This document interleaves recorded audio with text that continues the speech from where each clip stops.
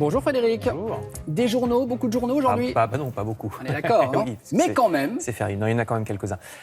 Et comme depuis quelques jours, les couvertures de ceux qui sont sortis sont surtout consacrées au climat à la SNCF. Vous voyez Libération ou bien Le Figaro qui reprennent le problème sur plusieurs pages avec dans Libération un angle nouveau qui est celui des usagers. Alors pas seulement les usagers mécontents de ne pas avoir de train à cause d'une grève, Libération les a aussi interrogés sur la SNCF en général et sur toutes ces petites choses, je cite, qui crispent à la longue, les prix trop élevés, qui les jours de pointe atteignent des sommes pharaoniques, je cite encore. La SNCF semble gérée comme une chaîne hôtelière ou une compagnie privée d'aviation, dit un usager interviewé, c'est-à-dire qu'elle fait exploser les prix les jours de forte demande. Les usagers estiment également, vous le voyez, que la SNCF n'est pas ponctuelle, que les abonnements sont de plus en plus rigides, avec des conditions d'échange et de remboursement plus contraignantes. Ajoutons désormais, vous le savez peut-être, que dans les gares, il faut parfois faire la queue devant un portique pour avoir le droit de prendre son train. Et puis, bien sûr, les petites lignes sont délaissées, disent les usagers. Beaucoup d'entre nous connaissons des gens qui ne peuvent plus aller voir leurs parents à la campagne parce qu'il n'y a plus de train. Il existait, il n'existe plus. Toujours au rayon des transports, d'ailleurs, il y a une autre actualité. Le journal précise aussi que dans l'affaire de la fusion entre PSA et Fiat, alors certes, est en train de se constituer un géant de l'automobile en partie français, sauf que le siège de la future entité sera néerlandais en raison du système fiscal avantageux des Pays-Bas. Une manière, je cite, de payer très peu d'impôts, même pour les groupes qui engrangent de confortables bénéfices. Fin de citation. Alors, toutes ces critiques sur le recul du service public ferroviaire ou sur les pratiques fiscales des multinationales, c'est généralement des critiques tenues par la gauche.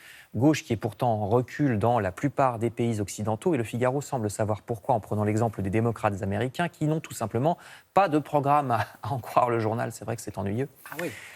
Quelques pages plus loin, le même Figaro creuse ce sujet en expliquant que l'Occident semble de nos jours englué entre deux mots, deux Charybde et Scylla. D'une part, il y a les démocraties illibérales, c'est-à-dire les régimes autoritaires à la hongroise ou à la polonaise, des démocraties, puisqu'ils sont élus, mais ce n'est pas libéral.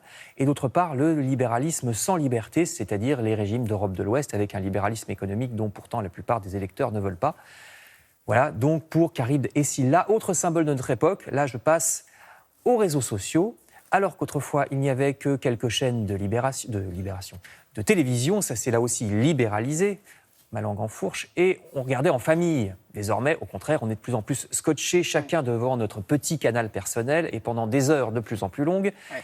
Eh bien, cette critique qui peut paraître un peu vieux schnock ne l'est peut-être pas tant que ça, parce que même les jeunes partagent cette critique. Regardez, ils estiment eux-mêmes, selon un sondage, être trop connectés. 60% des jeunes n'éteignent même pas leurs écrans quand ils dorment.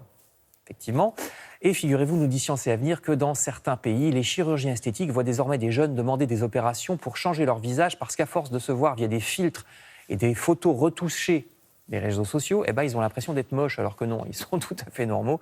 Les gens demandent des plus grands yeux, vous voyez, ce genre de choses. C'est la dérive terrible. Totalement.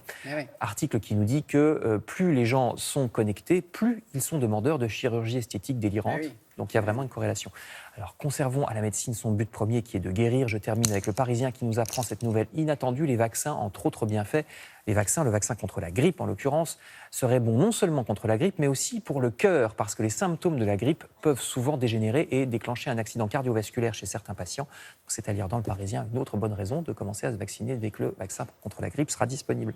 Et puis merci parce que vieux schnock, ça fait un bout de temps que je n'ai pas entendu cette expression. C'est qu'il y a un magazine qui s'appelle Schnock, qui est très amusant d'ailleurs. Mais j'aime bien, on va réhabiliter ces vieux mots. Vieilles expressions. Ouais, des expressions. Des potrons minets, j'adore moi.